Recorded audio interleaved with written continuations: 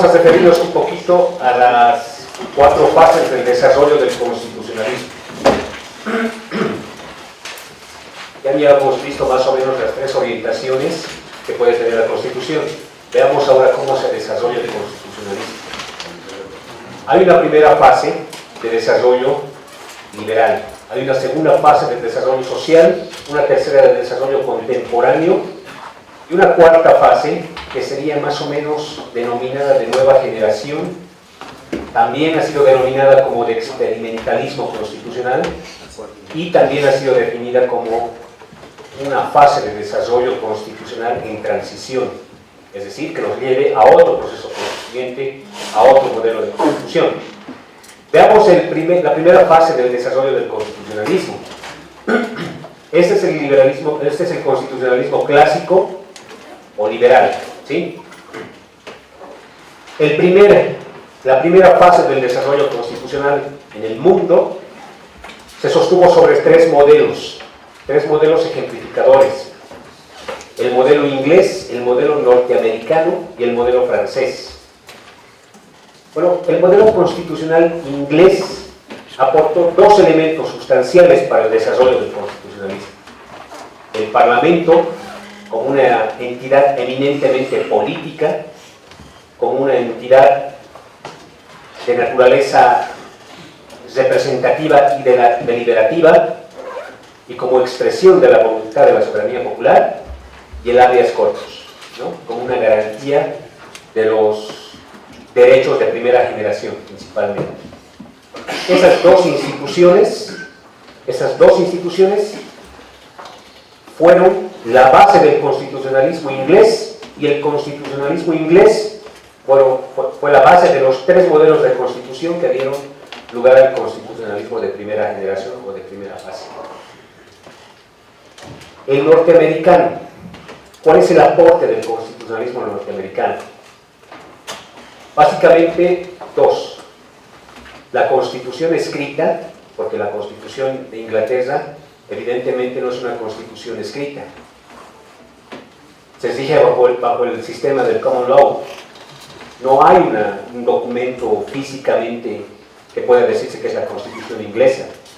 Pero en cambio el modelo constitucional norteamericano fue la primera Constitución escrita en el mundo. La Constitución escrita fue uno de los aportes principalmente de Estados Unidos, y la supremacía de la Constitución. Desde el caso Marbury versus Madison, la interpretación del Tribunal Supremo de Justicia de los Estados Unidos estableció como uno de los principios constitucionales la supremacía constitucional de la Constitución respecto de las demás leyes. No había tampoco un orden jerárquico en el sistema de fuentes norteamericano, pero bajo ese conflicto que se suscitó y que lo resolvió el presidente del Tribunal Supremo de Justicia de Estados Unidos, se desarrolló lo que hoy conocemos como supremacía constitucional, ¿sí?, que es básicamente el principio de jerarquía normativa, o sea, la validez jurídica, la validez imperante de la Constitución respecto a cualquier otro ordenamiento jurídico, respecto a cualquier otra norma dentro del ordenamiento jurídico. Entonces, los aportes del constitucionalismo norteamericano al desarrollo del constitucionalismo de primera fase fueron la supremacía de la Constitución y la Constitución escrita. ¿Cuál fue el aporte del constitucionalismo francés, el modelo francés, a esta primera fase del desarrollo? Brindó principalmente 2 conceptos: la división de poderes, es decir, la separación en diferentes órganos de poder, y el reconocimiento de un catálogo de derechos. Ya habíamos visto anteriormente que la Declaración de los Derechos del Hombre y del Ciudadano, desarrollada en Francia, precisamente consideró estos 2 aspectos como elementos básicos de contenido de una Constitución: la división de poderes, esa institución republicana que trascendió en todas las constituciones, y un catálogo, el establecimiento de un catálogo o un sistema de derechos, fueron los 2 grandes aportes del constitucionalismo francés al desarrollo del constitucionalismo clásico o de primera fase.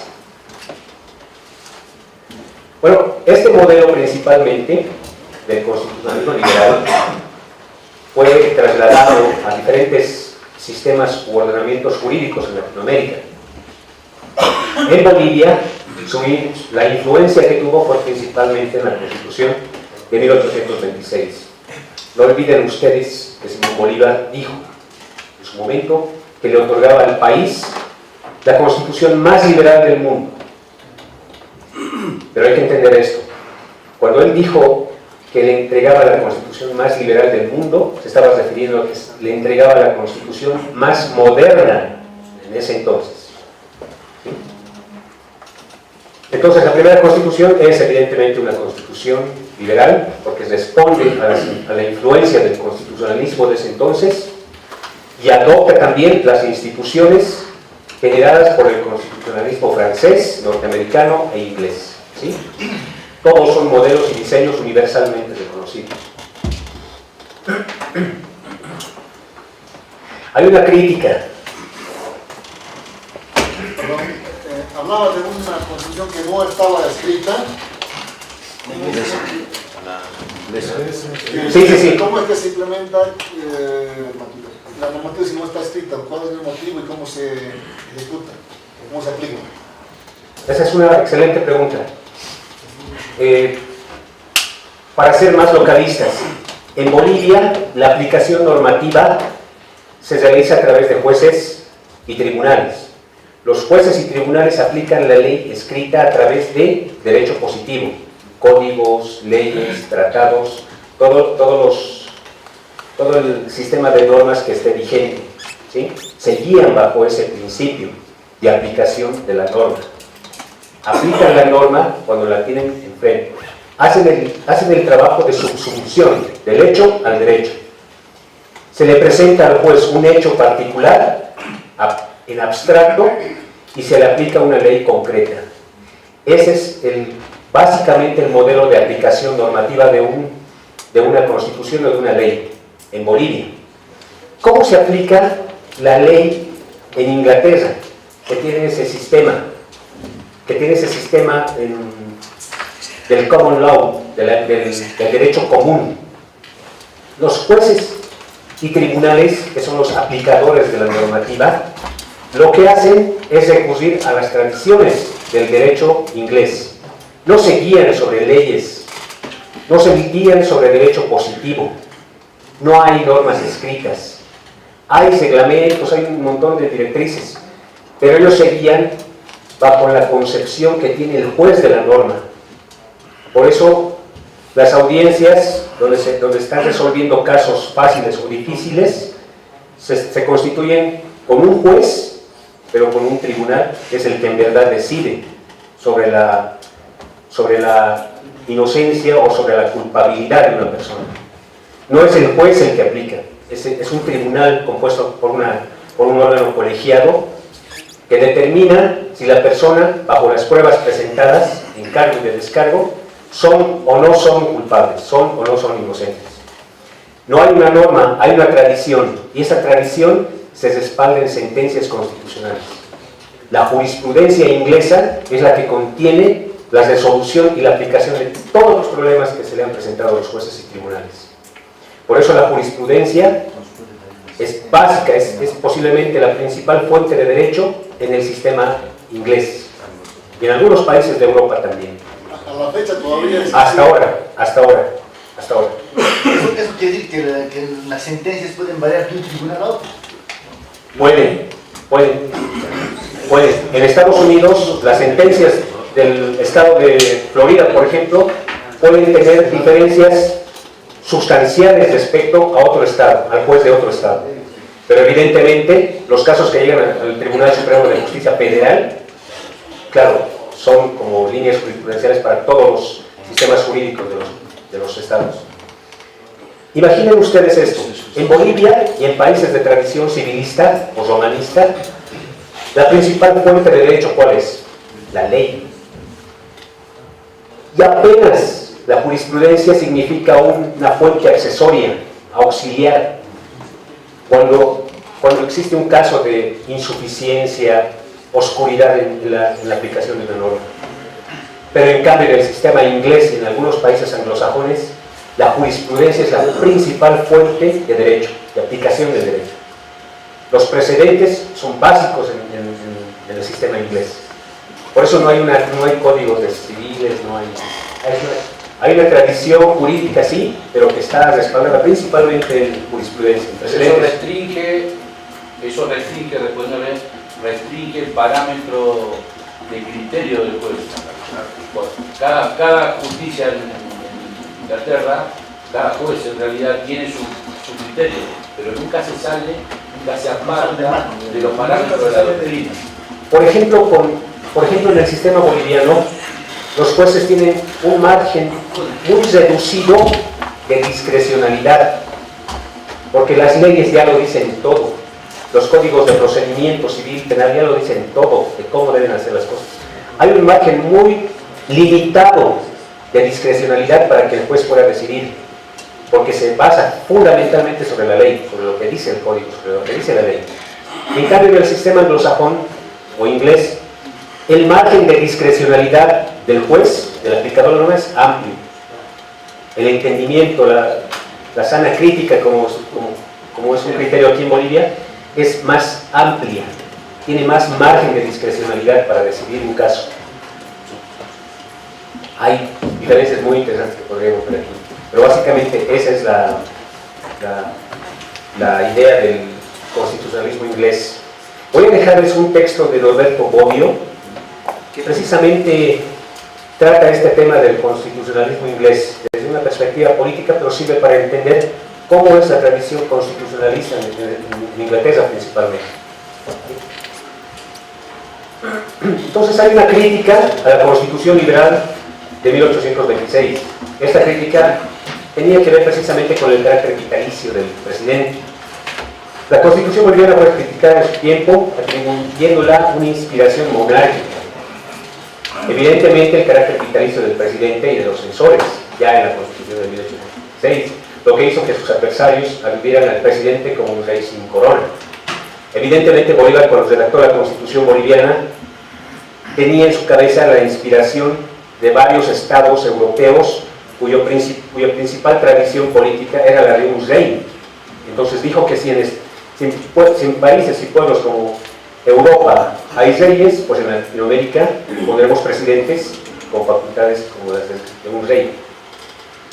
Pero evidentemente eso lo llevó a darle un carácter vitalicio al periodo de funciones, y eso fue la principal crítica, ¿no?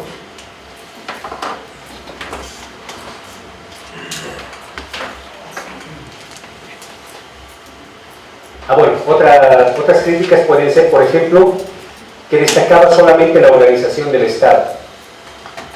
Evidentemente la primera Constitución boliviana, por la influencia francesa, no le interesaba otro aspecto que la parte de la división de poderes, la parte estructural del Estado y la parte del catálogo de derechos. Por tanto, la crítica se sostenía sobre que solamente hacía énfasis en la organización política de las instituciones políticas del Estado y no ingresaba al campo económico, por ejemplo, el cual quedaba librado a la iniciativa privada de los individuos, dejar hacer, dejar pasar. Es la lógica, ¿no? Es una concepción muy importante para ver si el Estado debe solamente organizar las instituciones políticas públicas o debe ingresar como un actor relevante, participativo en la actividad económica. Ese es un debate que dura hasta hoy. La Constitución boliviana, ¿qué hace en el campo económico? Es un actor fundamental en la economía plural del país. No desconoce, es un modelo de economía plural, no desconoce la iniciativa privada, recupera la economía comunitaria, destaca la participación de la economía cooperativa, pero también participa como un actor central en la generación de recursos, en la economía, en el campo económico. Entonces esa es una gran diferencia, si se dan cuenta. Antes no había una participación, o una participación nula del Estado en la economía. Hoy la participación es altamente. Otra posible crítica que podríamos encontrar: les reconocen influencia norteamericana por el régimen presidencialista.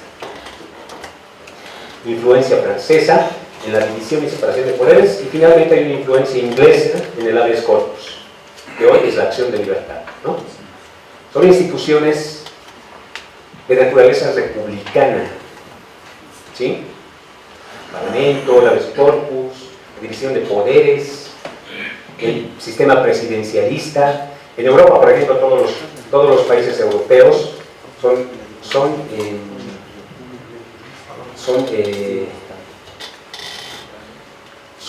sistemas parlamentaristas. Es que es una de difícil composición, porque los que gobiernan en realidad es el sistema parlamentario, no es el sistema presidente, no hay presidentes, o sea, solo hay jefes de Estado, jefes de gabinete, perdón, primeros ministros. En cambio, en Bolivia, si hay un sistema presidencialista, es por la influencia norteamericana. Estados Unidos fue el primer país que incorporó el sistema presidencialista, y de ahí es esa influencia que tenemos nosotros de tener un presidente también, que también es jefe de gabinete o primer ministro.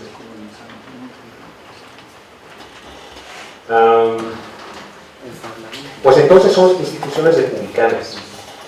Hay un falso debate de intentar señalar que la Constitución ya no es un Estado republicano.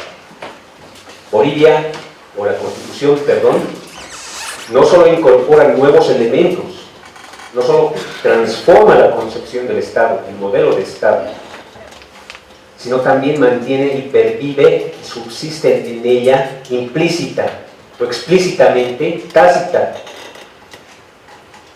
o no, instituciones republicanas. Sería ilógico que desaparezca, por ejemplo, el Parlamento. Póngale Asamblea Constituyente, o digo Asamblea Legislativa Plurinacional, sigue teniendo la misma naturaleza de ser un órgano deliberativo y representativo. Llámenle división de poderes, división de órganos, lo que quieran, pero sigue siendo una institución republicana. Entonces, hay en la Constitución una pluralidad de líneas políticas e ideológicas, porque es una Constitución pluralista, porque hay elementos republicanos, hay elementos liberales, hay elementos sociales y hay elementos ahora plurinacionales. Por eso la Constitución, por eso es una Constitución compleja, y en su complejidad, su contradictoriedad, porque somos contradictorios. Esta segunda fase del desarrollo del constitucionalismo se denomina social. Las constituciones sociales, esta segunda fase del proceso de desarrollo del constitucionalismo, contemplan la posición del individuo frente y en la sociedad, fundamentalmente en su carácter colectivo. Ya no se considera, bueno, no es que se deja de considerar, pero ya no se individualiza al hombre, al sujeto, al ciudadano, como el centro en la construcción de un Estado, sino al ser colectivo, a la colectividad. Es el sujeto colectivo el que adquiere relevancia, es el que adquiere importancia. De ahí que se inician todas las luchas sociales por los derechos de segunda generación, que son los derechos de naturaleza económica, cultural, social, etc. Pero este constitucionalismo, evidentemente, tiene una influencia a partir de las constituciones de Querétaro, de 1919, la de Weimar, que era una constitución europea que no se fundó precisamente en revoluciones, sino que las transformaciones vinieron desde arriba para abajo y no desde abajo para arriba, como sucedieron en los países de Latinoamérica. Las constituciones de Austria y España de 1931. El derecho al trabajo de Francia, el 46, Suiza, el 47, Luxemburgo, Italia, en los Estados Unidos surge la Carta de Seguridad Social. No hay una modificación tampoco, pero sí hay una incorporación de un documento. En Perú en 1933, en Uruguay el 34, Cuba en el 40, Brasil 46, Argentina el 47 y el 57. Transformaciones, incorporaciones o modificaciones en los textos constitucionales, incorporando derechos colectivos, derechos de naturaleza colectiva. Hay otras características también del constitucionalismo social. Por ejemplo, la economía planificada. y dirigida por el Estado. El Estado ya no es un sujeto vendado que ve pasar las relaciones comerciales, financieras, y deja de intervenir. En el Estado social ya el Estado toma una posición más participativa, pero principalmente en la planificación de la economía. El Estado también interviene en la relación empleado-empleador, evidentemente como consecuencia de la incorporación del derecho al trabajo y de las garantías que se crean para asegurar este derecho. El reconocimiento de derechos colectivos y la búsqueda de un concepto que hasta entonces no era conocido, la justicia social. La Constitución Boliviana de 1938 marca el inicio de esta segunda fase, el inicio del constitucionalismo social en Bolivia. Se caracteriza principalmente porque incorpora el concepto de función social, y esto es transversal también. Ahí se desarrollan conceptos muy importantes como la tierra es para quien trabaja. O digo, la propiedad, la tierra es de quien la trabaja, de quien la garantiza el derecho al trabajo y el capital gozando de la protección del Estado. Ya hay una participación del Estado, una participación mínima de planificación, de ir dirigiendo las cosas, de ir garantizando algunas, pero no un rol activamente participativo como lo tiene hoy. Impone un seguro obligatorio de enfermedades, accidentes, invalidez, maternidad y muerte, establece un salario mínimo que no existía antes de este constitucionalismo, garantiza la libre asociación sindical, que también es común en varios países de Latinoamérica, y también son elegidos como diputados, como representantes nacionales de los trabajadores, los obreros. Hay algunas diferencias entre el constitucionalismo liberal y el social. Las constituciones sancionadas en el siglo XIX, que son principalmente liberales, seguían el modelo liberal y solo consideraron los derechos en forma individual dentro de la sociedad. Evidentemente, producto del constitucionalismo liberal están los derechos de primera generación, principalmente políticos y civiles. Derechos de corte individual, dirigidos y destinados a las personas como unidades, como sujetos individuales. Pero en cambio en las constituciones sociales ya se desarrollan conceptos que van a asegurar derechos de forma colectiva.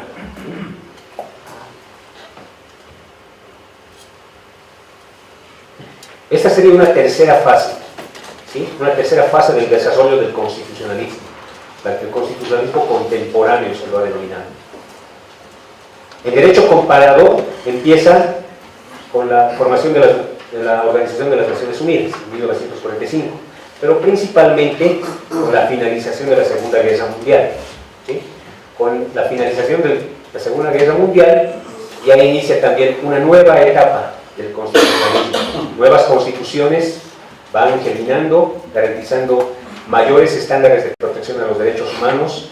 Evidentemente la consecuencia de las guerras, de las dos guerras, fue la que impulsó a que se firmaran tratados, convenios, pactos internacionales para proteger los derechos humanos, porque evidentemente la principal víctima de las guerras eran las personas, el ser humano.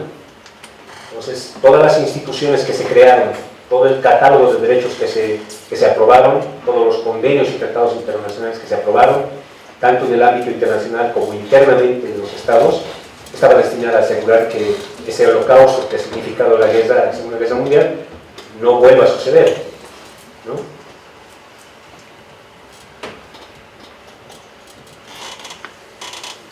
Ese constitucionalismo postguerra fue el que diseñó un tipo de Estado, el Estado social, ya no liberal como en la primera fase, ya no el Estado liberal, ya no el Estado social como en la segunda fase, sino un Estado social y democrático,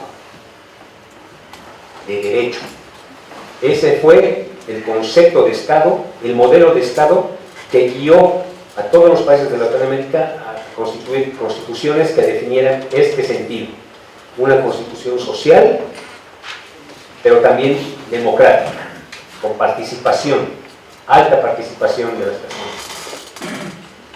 y se estructura evidentemente sobre la vigencia y eficacia de los derechos fundamentales. Los derechos fundamentales nacen a partir de ese constitucionalismo posguerra. Hay un movimiento que genera una especie de conciencia de elementos culturales distintos, de diversidades culturales, de multiculturalismos. Hay una conciencia de reconocer la diferencia, y a esto se ha denominado multiculturalismo tolerante, porque no llegaba sino a reconocer la existencia de una diferencia cultural, de una diferencia social. Y evidentemente los principales sujetos en este periodo de protección fueron los pueblos indígenas, los derechos denominados de tercera generación, aquellos destinados a proteger a los pueblos indígenas principalmente. La Constitución del 94, justamente cuando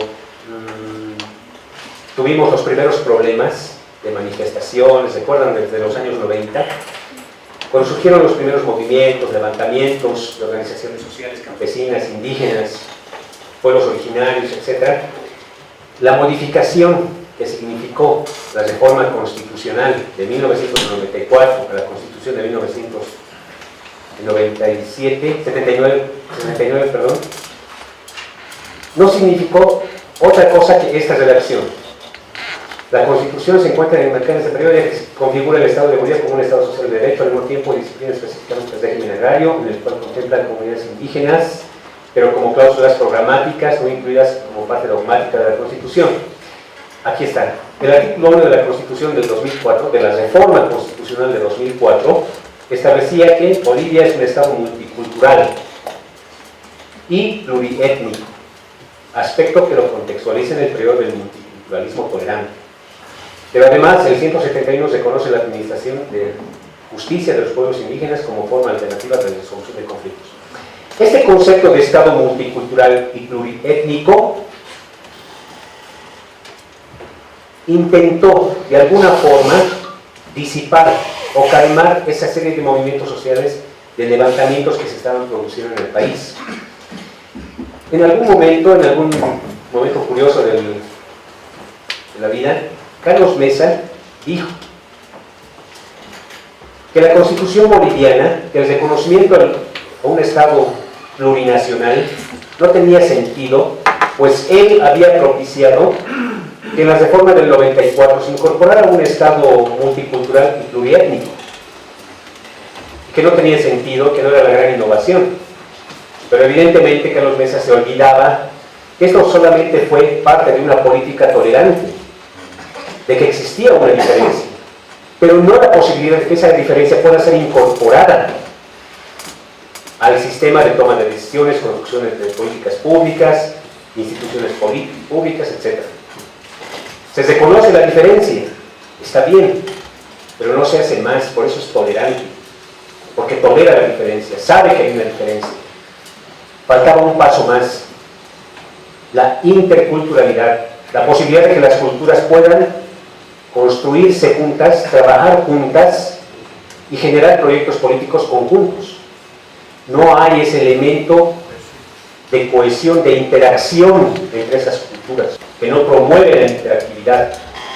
Hoy los sistemas educativos, hoy los sistemas políticos están fundados sobre la base de un principio, que existe la diferencia, pero que se promueve la dinámica de esa interactividad entre esa diferencia.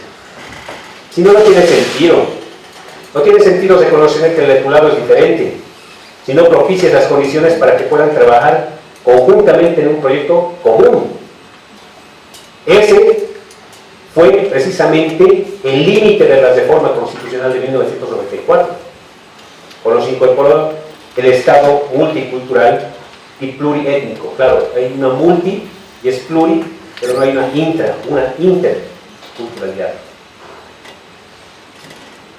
Y es cierto que ese multiculturalismo se dedicó precisamente a ese sujeto, al sujeto indígena, como principal objeto de derechos. ¿Sí? De ahí que se les reconozca también un sistema de la administración de justicia bajo sus usos y costumbres en ese entonces, ¿no? Hoy son prácticas y procedimientos propios. Y ahora ingresamos a una cuarta fase del desarrollo del constitucionalismo. Se la ha denominado de diferentes formas. Algunos la han denominado nuevo constitucionalismo latinoamericano, otras la han denominado constitucionalismo de nueva generación, otros la han denominado constitucionalismo experimental y otros más cautos la han denominado constitucionalismo de transición. Sea cual fuera el concepto, el enfoque que quisiéramos ver en este nuevo constitucionalismo, lo cierto es que rompe con la tradición de la primera, segunda y tercera fase del desarrollo del constitucionalismo.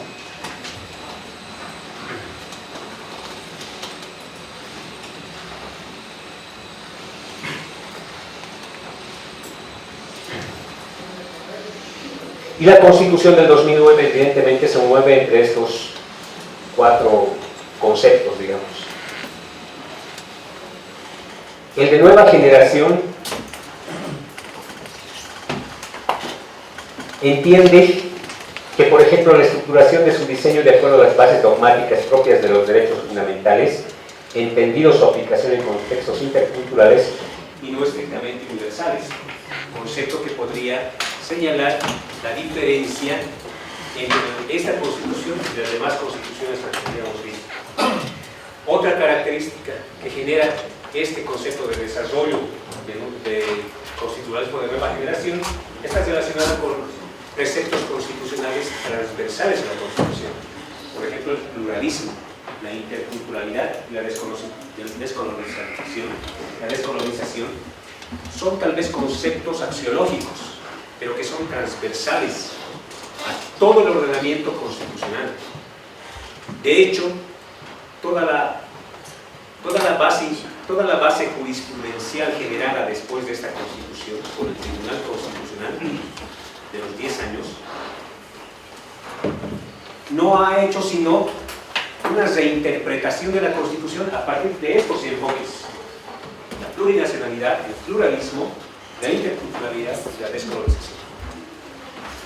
Todas las sentencias constitucionales emitidas por el Tribunal Constitucional Plurinacional, aprobada bajo esta interpretación constitucional realizada bajo esta Constitución, tiene un enfoque distinto. Hay un elemento axiológico transversal a esas sentencias constitucionales. Son sentencias constitucionales bastante enriquecedoras. Son base axiológica para la construcción de interpretación material de la Constitución política. El Tribunal Constitucional Plurinacional, por ejemplo, en Bolivia, puede ser definido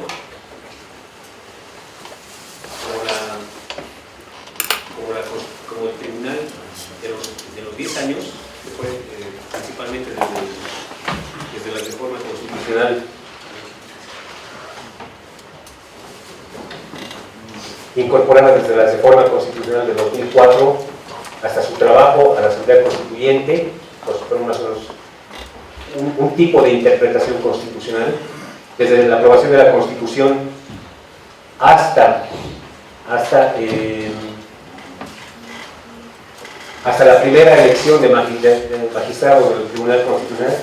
Fue una serie de sentencias constitucionales que se basaron fundamentalmente en los preceptos constitucionales transversales como el pluralismo, la interculturalidad y la descolonización. Ustedes pueden encontrar cualquier sentencia constitucional y encontrar elementos axiológicos en ese análisis interpretativo que realiza el tribunal. Bueno, también destaca un poco el reconocimiento de derechos fundamentales. Es una constitución con un catálogo de derechos amplio, bastante amplio. Es un poco difícil de encontrar en la Constitución derechos que no estén reconocidos. Por ejemplo, ¿qué derechos ustedes podrían encontrar en la Constitución que no estén expresamente identificados? ¿Alguna vez hice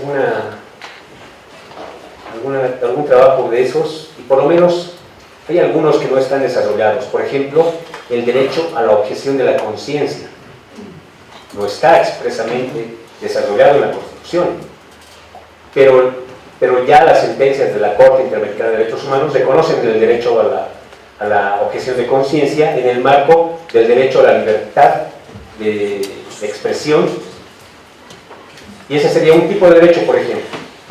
Una pregunta, doctor.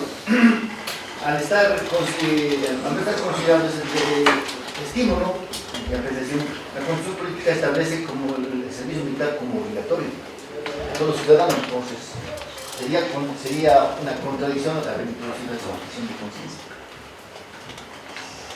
¿Cuál es la pregunta? Es la apreciación, no es una pregunta. Hay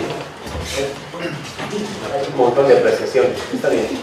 Lo que les recomiendo, para los que estén interesados en temas como este, hay un caso específico que ha generado una sentencia de la Corte Interamericana de Derechos Humanos respecto a la objeción de conciencia. La sugiero que la lean, y si no, yo la voy a traer a la siguiente clase para que puedan tener un debate muy importante respecto a la obligación del servicio militar no como un derecho, como una obligación, como un deber constitucional, y en referencia a un derecho como la objeción de conciencia ya trabajada por el Tribunal Supremo de Justicia, pero con incidencia en una sentencia de la Corte Interamericana de Derechos Humanos. Sería interesante ver, porque una cosa son los derechos y otra cosa son los deberes constitucionales. La mayoría trabaja derechos constitucionales porque es lo más fácil. Los que no trabajan, no hay muchos trabajos teóricos académicos, tesis, por ejemplo, respecto a deberes constitucionales y la incidencia respecto a los derechos. Doctor, pero psicológicamente, ¿no? Para exigir derechos hay que cumplir obligaciones. Sí, son dos caras de la misma moneda. Sí, hace tiempo cuando se aprobó la Constitución, justamente hice un trabajo sobre eso. A ver si la podemos comentar la siguiente clase, la voy a revisar, para ver el tema de derechos y deberes constitucionales. ¿Sí? La vamos a ver bien. La idea es que la Constitución tiene un catálogo de derechos amplio. La Constitución es por definición una Constitución ampliamente garantista, altamente garantista. Escuché en algún momento jueces y vocales quejarse de que se otorgan muchas garantías, hay muchos derechos. Evidentemente, no puede ser de otra forma, es una Constitución garantista, es una Constitución altamente garantista. El mismo procurador a veces se quejaba de que se le otorgan tantos derechos, porque como ustedes saben tenemos demandas contra el Estado en la Corte Interamericana de Derechos Humanos, de lo cual vamos a ver luego qué casos son, cómo los gestiona la PROCU, pero hay una puerta amplia allá por la que cualquier persona podría demandar al Estado por el derecho por la vulneración de algún derecho. Entonces llegamos a la situación ya no la de posguerra, en la que la tendencia era a garantizar los derechos y todo tipo de derechos en diferentes vertientes. Llegamos al punto de pensar en que son demasiados derechos, que los derechos no son absolutos. Ese es un interesante debate en Bolivia. ¿Hay derechos absolutos? ¿Puede el Tribunal Constitucional, en base al catálogo de derechos que están en la Constitución, proveer una interpretación y protección amplia, superar los estándares de protección a los derechos humanos en cualquier vertiente? ¿Hay límites? ¿No los hay? Ese es el debate que hoy nos toca, principalmente con el tema de la acción de inconstitucionalidad concreta presentada respecto al artículo 168 de la Constitución, el derecho del presidente a ser elegido. Eso ha despertado un debate muy importante respecto al carácter absoluto de los derechos, al carácter de la amplia protección, etc. ¿Sí? Los vamos a ver también un poco más adelante. Pero bueno, esta es la naturaleza de la Constitución. Esta es la Constitución que tenemos hoy, una Constitución ampliamente garantista. Por tanto, los jueces, fiscales, aplicadores de la norma no pueden incurrir en violaciones de los derechos humanos sin tener una sentencia, un fallo motivado, fundamentado. Es cierto que en ocasiones se producen colisión de principios y de derechos, pero la colisión de derechos también tiene un mecanismo para ser resueltos. Hay un núcleo duro de los derechos que no puede ser vulnerado, pero también hay una margen que puede ser desplazado, que puede ser promovido para que pueda prevalecer sobre otros derechos. No es que haya una jerarquía entre derechos, pero es que hay un núcleo duro en cada uno de ellos, en cada caso concreto, que debe ser, y que de hecho es analizado por los tribunales constitucionales para dar mayor peso a unos derechos que a otros, sin tener que vulnerar los derechos. Pero bueno, ese es un tema de derechos fundamentales. La idea es que la Constitución es ampliamente garantista en ese sentido, ¿sí? Y hay derechos que no están reconocidos en la Constitución, como el derecho a la objeción de conciencia, el derecho al acceso al Internet, el derecho a la espiritualidad, que es lo último que una sentencia ha definido, que ha concluido, porque imagínense ustedes en un caso, una familia que tiene una persona en el hospital, la persona fallece, muere, y los familiares quieren recuperar el cuerpo para darle cristiana sepultura, pero el hospital lo que hace es retener el cuerpo, porque tienen una deuda, ¿sí? Entonces la familia recurre a una acción constitucional, un amparo constitucional, y el tribunal establece que, de acuerdo al derecho a la espiritualidad, la familia puede recoger el cuerpo, ellos no pueden retener el cuerpo y tienen que darle una cristiana sepultura, más allá de la deuda que se pueda haber generado con el servicio hospitalario. Lo que ha hecho el tribunal es hacer prevalecer un derecho en base a la cosmovisión de la Constitución. Ese derecho a la vida, ese derecho de los pueblos indígenas, la cosmovisión andina, de que debe ser respetada la tradición de los pueblos, etc. Sobre esa base axiológica construye una interpretación y desarrolla un derecho a la espiritualidad. Es muy interesante ese caso también.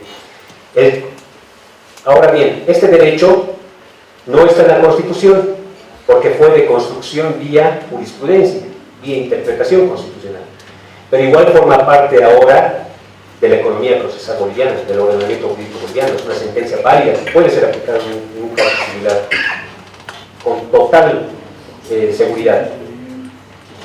Entonces son derechos que se van construyendo a veces vía interpretación constitucional o vía la Corte Interamericana de Derechos Humanos, que también tiene facultades para interpretar. Según cómo se interpreta, licenciado, el caso específico del derecho a la protesta y el derecho a la libre transitabilidad, ¿cómo lo interpreta la procuradora?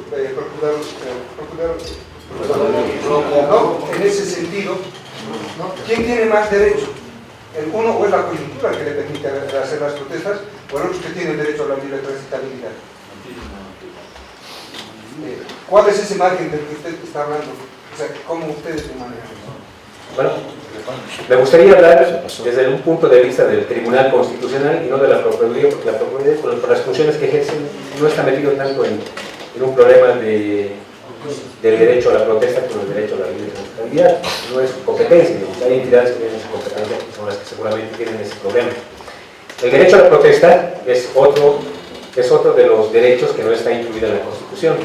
¿Podría estar? Claro que sí, desde luego que sí, es una Constitución altamente garantista. No sé si se ha desarrollado, la verdad, no le he dado mucho interés académico a eso.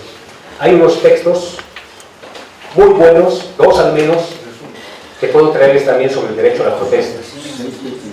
Ahora bien, aplicado al caso concreto, ¿quién tiene más derechos? El movimiento de ciudadanos que están ingresando a la protesta, bajo el ejercicio de su derecho a la protesta, o los que se ven perjudicados por esa protesta, que son derechos a la locomoción, a la libre transitabilidad, etc. ¿Quién debe decidir eso? ¿Quién decide eso? ¿Y cómo se decide? La entidad que debería resolver eso son varias, desde la policía, desde el Ministerio Público, que ejerce la defensa de la sociedad, desde el defensor del pueblo. Son varias las entidades que podrían tener esa facultad de resolver ese choque de derechos. ¿Cómo deberías resolverlas? Creo que ahí ninguna ha dado una solución, ninguna ha dado una respuesta coherente, y el único que podría más o menos establecer directrices para que el derecho a la protesta siga un mecanismo regular, porque no hay algo desarrollado, es el Tribunal Constitucional. Es el que debe decir, a ver, evidentemente tiene el derecho a la protesta, evidentemente hay una afectación al derecho a la locomoción, a la libre transitabilidad, pues para que se produzca esto y no vulnere con este otro derecho, tiene que cumplir estos requisitos antes de ingresar a la protesta. Porque la cultura de la protesta es diferente al derecho a la protesta. Hay requisitos que deben cumplirse, como el derecho a la huelga, por ejemplo. Pero voy a también comprometerme a traer material para el derecho a la protesta con algo específico. ¿Sí?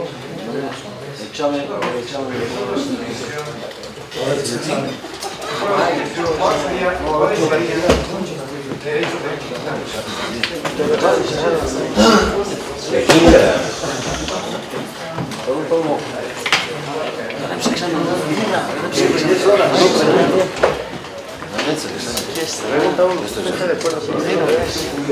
Ese es un buen tema, pero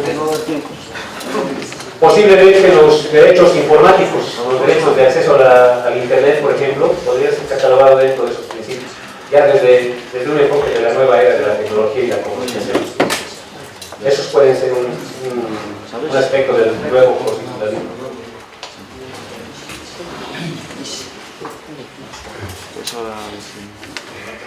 Bueno, voy a terminar con estos dos aspectos, ¿sí? También se lo han definido como constitucionalismo experimental. ¿Por qué? Porque la Constitución lo que hace, la Constitución boliviana lo que hace,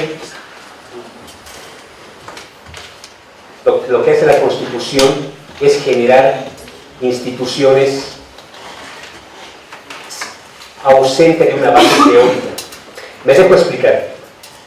Todas las instituciones europeas y americanas se construyen bajo sólidos cimientos teóricos o doctrinarios. Es decir, primero se desarrolla la teoría y sobre esa teoría se construyen las instituciones. Nosotros hemos hecho las cosas al revés. Hemos creado las instituciones y ahora estamos desarrollando la teoría. ¿Se entiende eso? ¿Qué es la plurinacionalidad? ¿Alguien sabe a ciencia cierta qué es la plurinacionalidad como precepto constitucional?